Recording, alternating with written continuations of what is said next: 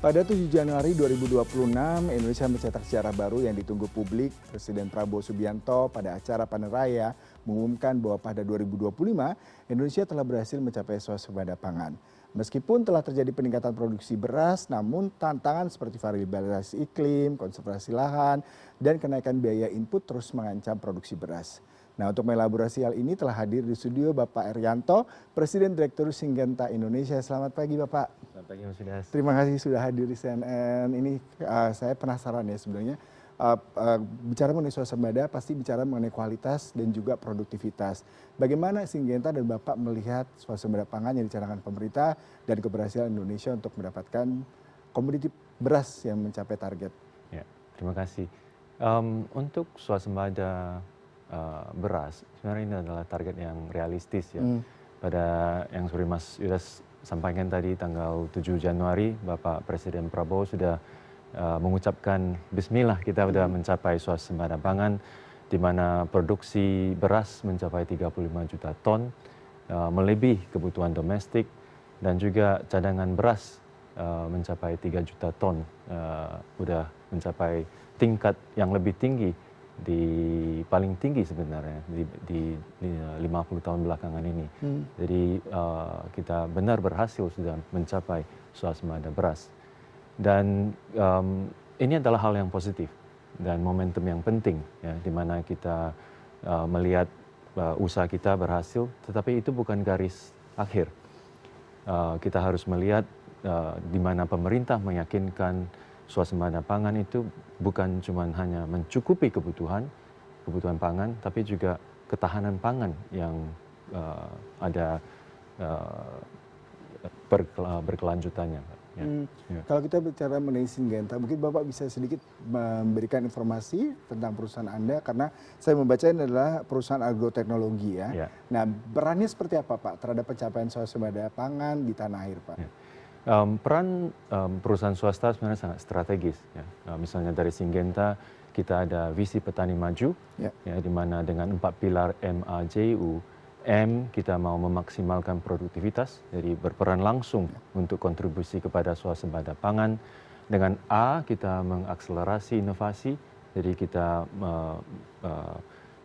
mencari inovasi misalnya dengan benih yang unggul, benih padi, benih jagung. Dari tahun lalu kita meluncurkan benih padi NK Ningrat. Ya. Dan dari segi perlindungan tanaman kita ada teknologi pilinazolin yang bisa membantu petani meningkatkan produktivitas.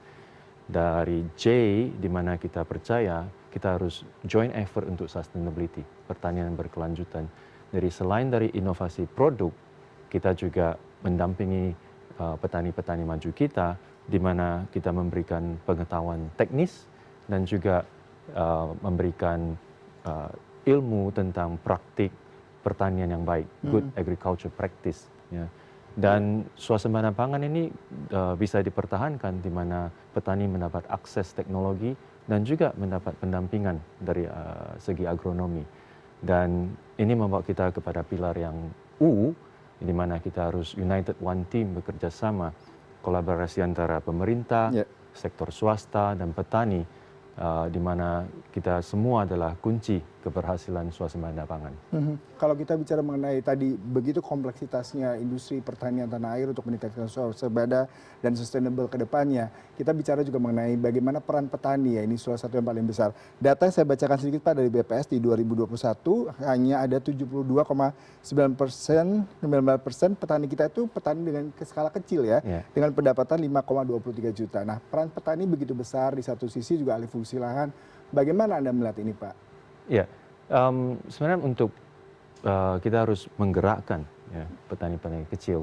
Dan kalau kita lihat dari segi inovasi, ini kita harus berpikir bagaimana inovasi kita bisa terjangkau, inovasi kita relevan, ya, yang bisa diterapkan oleh petani-petani kecil ini. Dan dari Syngenta kita fokusnya dari 3 area, ya, mulai dari inovasi, edukasi, dan juga komunitas dan digital. Jadi inovasi tadi yang saya sampaikan, benih yang unggul, obat perlindungan tanaman yang baru, yang lebih ramah dengan lingkungan. Dari segi edukasi, kita terus membimbing petani tentang penggunaan stewardship-nya, menggunakan obatnya dengan tepat, obatnya dengan aman. Kita juga memberikan pengajaran untuk bagaimana menggunakannya dari melewat tempat pengajaran kita yang kita training, ya, memberikan pelatihan kepada petani. Dan kita juga bentuk komunitas, ya. Petani-petani kecil itu kita gabungkan. Jadi misalnya kita ada komunitas 10 ton untuk padi, ya, rata-rata nasional sekarang sekitar 5,5 ton. Jadi petani yang di dalam komunitas kita sudah bisa mencapai rata-rata 10 ton, ya. Jadi sudah double pendapatan produktivitas nasional. Kita membentuk komunitas petani muda, kita membentuk komunitas petani perempuan, dan kita berikan mereka alat-alat dan ilmu yang bagus, dan juga memberikan mereka akses kepada digital, ya, platform digital kita. Jadi kita terus membantu petani-petani kecil supaya mereka lebih berdaya untuk meningkatkan budidaya lahan mereka. Ya. Selain ekstensifikasi untuk menambah jumlah lahan, target pemerintah kan di 2029 kan 3 juta lahan nih Pak. Ya. Nah, salah satu hal yang menarik adalah bicara mengenai iklim ataupun perubahan cuaca di tanah air. Isu El Nino, kemudian muson, pastinya menjadi salah satu hal yang berpengaruh terhadap produksi pangan di Indonesia. Bagaimana sih kita bisa menggunakan teknologi ini menciptakan benih yang tadi mungkin tahan terhadap cuaca ataupun bisa lebih resilient dengan kondisi saat ini Pak? Ya, kita harus terima, ya, tantangan dari cuaca dan iklim sudah adalah tantangan nyata dan terus menerus ada. Jadi dari Syngenta kita tanggapin dengan cepat melewat inovasi produk, contohnya produk yang benih padi atau benih jagung yang bisa bertahan cuaca ekstrim, ya, bisa bertahan terhadap penyakit atau hama, ya, dan ini sudah kita luncurkan di pasaran. Dan dari obat perlindungan tanaman kita juga bulan November kita luncurkan produk biologis yang pertama di portfolio kita, di mana obat ini namanya Cuprinomad, bisa membantu, efeknya adalah biostimulasi, ya, di mana ada micronutrients, nutrisi mikro yang bisa membantu untuk stimulasi kesehatan tanaman, tapi juga untuk membantu lingkungan dan tanah. Jadi kita membantu secara holistik, ya, solusi kita holistik untuk memberdayakan petani untuk menghadapi tantangan dari cuaca dan iklim. Dengan teknologi yang terus bertumbuh dan ini suatu keniscayaan untuk mendapatkan produksi yang tadi ya bisa resilient kondisi alam, kemudian juga hama, perlu adanya literasi, edukasi yang cukup baik terhadap para petani lokal di tanah air.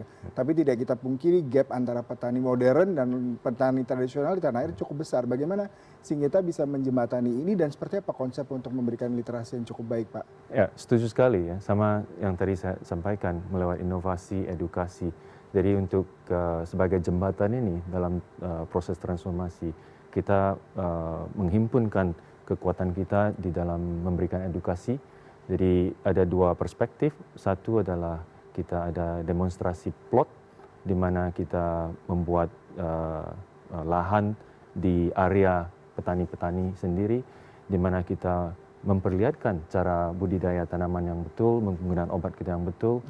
Dan di sektor pertanian kita bilang seeing is believing, ya. Jadi ketika mereka melihat dengan contoh yang nyata, mereka akan tergerak untuk mengadopsi teknologi yang baru. Yang kedua adalah pusat pengajaran, jadi learning center kita. Kita tidak hanya 1, 2, tapi kita ada 24 titik di nasional, jadi tersebar nasional, di mana kita terus berfokus untuk mengajar, melatih petani untuk menggunakan obat yang tepat, cara yang tepat, supaya efeknya ada kelanjutannya. Dan ini akan sangat penting, di mana kita bisa melihat kontribusi kita kepada pertanian yang berkelanjutan. Kalau bicara mengenai petani, mereka adalah main actor daripada sektor pertanian selain teknologi, kemudian juga ekstensifikasi lahan. Saya mungkin membacakan sedikit nih Pak, hasil dari sensus pertanian 2023, proporsi rumah tangga pertanian dalam kelompok di bawah 45 tahun itu turun ya Pak. Tadi sebelumnya 2013 itu 45,02%, justru sekarang 38,38%. 23%. Berarti tidak banyak nih usia muda yang mau menjadi petani. Berarti PR kedepannya adalah regenerasi petani yang mau di usia muda, usia produktif, mereka menjadi ujung tombak bagi sektor pangan tanah air. Bagaimana sih kita melihat ini, Pak? Betul, ini penting sekali ya. Dan sebenarnya mulai dari bagaimana kita meningkatkan persepsinya tentang sektor pertanian, di mana ini adalah satu sektor yang tidak lagi sebagai pekerjaan yang keras atau tidak menguntungkan. Jadi dari kita, Syngenta sebagai contoh yang nyata, kita membangun komunitas Gen Agri, generasi petani muda untuk negeri, di mana kita melihat anggota kita sekarang sudah mencapai sekitar 2.000 anggota, rata-rata di bawah umur 40 tahun. Ya, ini satu grup yang kita lihat sangat berpotensi, di mana mereka akan mengelola lahan dengan perspektif business mindset. Ya, jadi istilahnya agropreneurship. Ya, mereka juga menerapkan teknologi dan data. Jadi misalnya drone, pertanian presisi dengan data. Jadi pengelolaan lahan tidak hanya dengan cara adat, tapi juga berbasis dengan sains. Ya. Dan ini penting karena dengan kita bisa menarik generasi muda untuk terjun kembali ke bidang pertanian, tidak merasa terpaksa. Satu contoh, minggu lalu kita di konferensi nasional kita undang satu anggota kita. Dia ada lahan, mulainya dia adalah universitas jurusan electrical engineering. Ya. Jadi sangat menarik waktu dia bilang bukan karena terpaksa, memang dengan keinginan dia sendiri, keinginan pribadi, dia kembali mengolah lahan dan sekarang sudah ada sekitar 200 hektar. Jadi luar biasa ya, ini sektor pertanian sudah harusnya menjadi satu sektor yang menjanjikan keuntungan dan juga menjamin kesejahteraan. Jadi dengan contoh-contoh begitu kita berharap bisa menarik kembali regenerasi petani-petani muda untuk terus berkontribusi kepada sektor ini. Ya, menarik sekali. Terakhir Pak, kalau kita bicara mengenai indikator utama keberhasilan transformasi dunia pertanian Indonesia. Tadi Bapak sudah katakan bagaimana teknologi berperan, bagaimana juga regenerasi dan juga ekstensifikasi lahan. Target dari pemerintah 3 juta lahan akan dibuka pada tahun mendatang. Nah, bagaimana semua bisa berkolaborasi bersama-sama sehingga ini menjadi hasil pertanian sustainable dan juga tidak hanya menguntungkan satu pihak tapi juga semua. Bagaimana Anda melihat ini, Pak? Saya rasa tidak ada satu indikator tunggal. Ya. Mungkin kita harus lihat secara kolektif dari segi produktivitas dan produksi. Kita harus lihat dari segi keberlanjutannya dan juga kemandirian teknologi. Ya, kita harus bisa melihat sektor pertanian ini mengadopsi teknologi baru. Dan kalau saya lihat kita Indonesia sekarang di jalur yang tepat. Ya, dan kita berada di titik transformasi yang bersejarah, di mana kita bisa melihat komitmen dari pemerintah yang sangat kuat untuk mendukung sektor pertanian. Kita bisa melihat inovasi teknologi yang sudah ditingkatkan di bidang pertanian. Tantangannya adalah bagaimana dengan konsisten kita menjalankan semua ini dan dengan konsisten kita bisa melihat manfaatnya dirasakan di level-level petani kecil. Dan dari Syngenta kita berkomitmen ya, untuk terus bekerja sama untuk mewujudkan pertanian lebih produktif yang bisa ada daya saing yang lebih tinggi. Dan melewat visi kita, visi petani maju di mana kita meningkatkan, memaksimalkan produktivitas, mengakselerasi inovasi, joint effort untuk sustainability, dan juga united one team, satu ekosistem yang besar, kami siap untuk berkontribusi demi memajukan pertanian Indonesia. Baik. Ya.